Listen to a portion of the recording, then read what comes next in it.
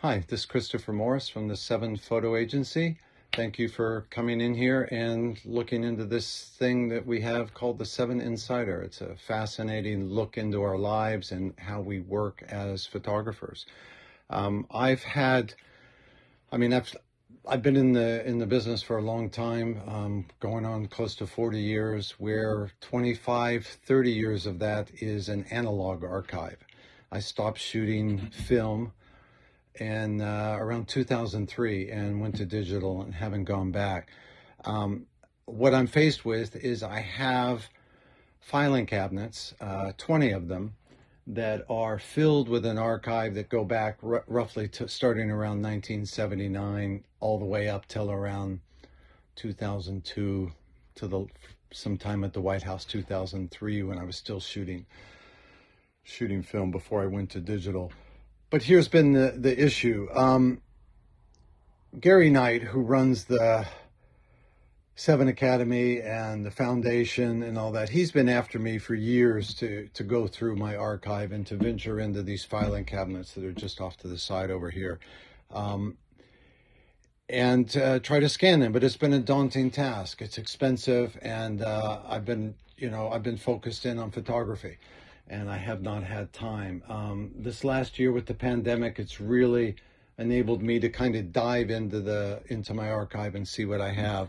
What I'm going to do is I'm going to take you inside into my office and show you how I'm trying to digitize some of this archive. A little explanation about the folders in the filing cabinet, and to give you an idea why I have not ventured in to even begin to task this, is in these folders that I'm showing you here in my filing cabinets. These are folders that the material that Black Star edited. So when you would ship the film back to the agency, they would take the film and somebody at the agency would take out 20 images and say those are selects. Most of the time I was working for different magazines, and eventually I became a contract photographer with Time. And so the material would go, when I would ship film, I would ship it to Time magazine first.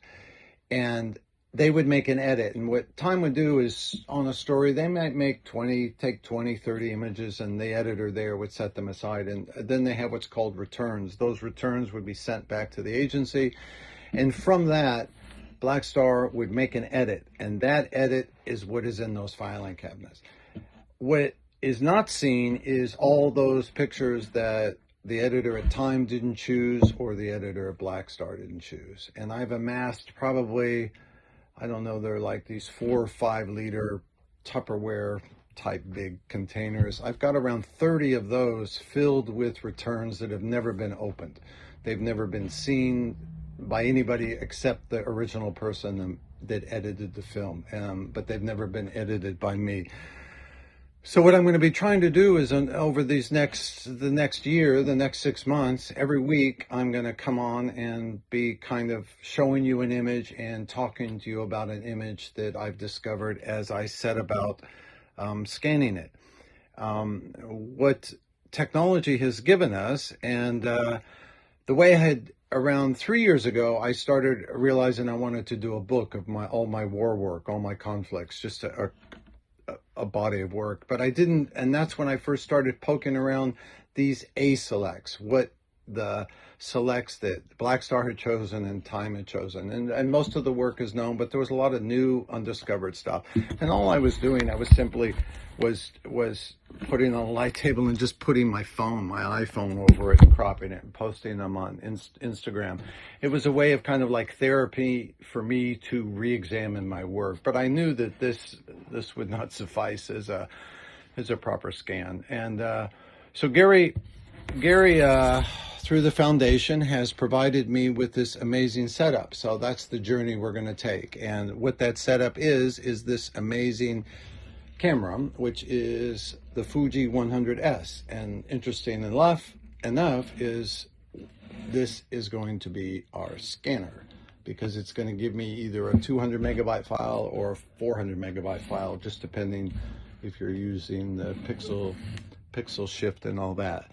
Interesting enough, I do not have a lens for this, a traditional lens, so I have not been able to use it as a photo camera. It is as a scanner. What's interesting about the body, which is fantastic, and I can't wait to eventually get a lens for it and use it, it's basically the size of my Mark IV.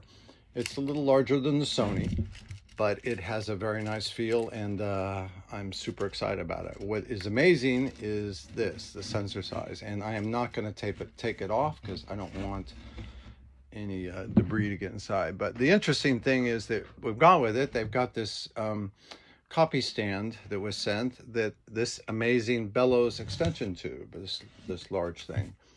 So basically this mounts on there, and this has a 90 millimeter like enlarger lens. It's a Schneider lens, and 90 millimeter, and you got the bellows extension, and you'll see it will be going over there shortly, and I'll be showing that to you. It's quite impressive, and the bit rate and the detail that I'm getting in the emulsions is mind-boggling. I'm bringing you into the office now. I've got the scanner on. I've been scanning for the last 2-3 weeks.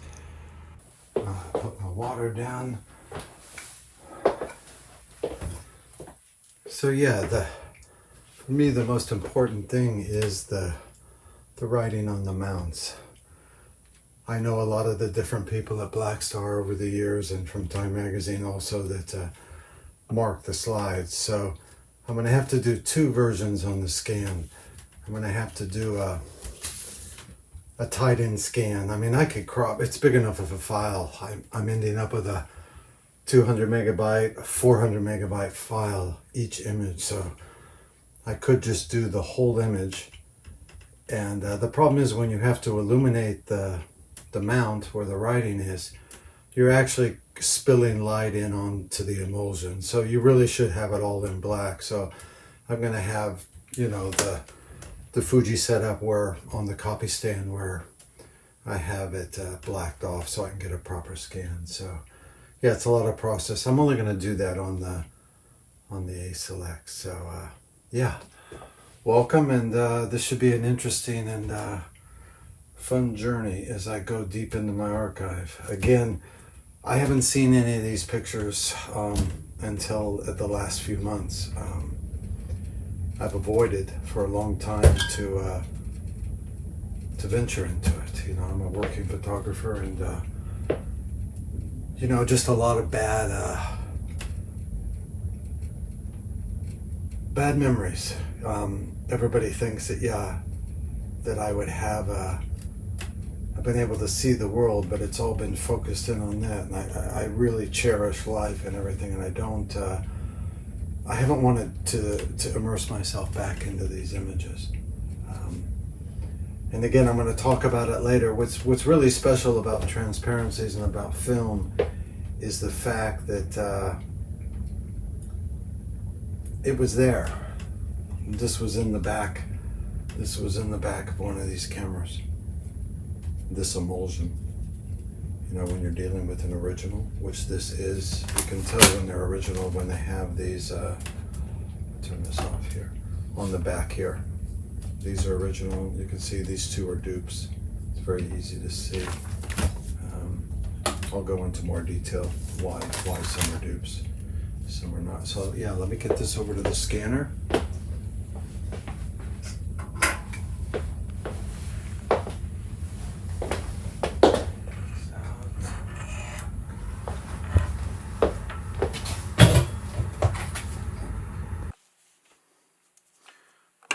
Like I said, I hadn't seen this picture since it was taken. To be honest with you, I have never seen it until a few weeks ago, a month ago or so. So let's put that there and there. There we go. And there, it's all set up for the Fuji. That was my first attempt at this scanning process of recording myself and talking about it, but please join me each week. I'm going to be kind of like diving into my archive. I love this whole idea of getting this is one of my main film on my last, I don't know, 10-15 years of my film was shooting Fuji, but this whole idea of getting this chemical process into this, digital 100 megapixel back camera used as a scanner. So each week will be a little different. Some weeks, it's kind of random. I'm not going to be focusing on Yugoslavia or any special conflict. I really want to go through and just see what I find. Some days I'll be focusing on the Middle East. Some days I'll be focusing on South America. I've traveled to 130 countries, so there's a deep and extensive archive there. And yeah, please join me here at the Seven Insider, and let's explore and see what we find.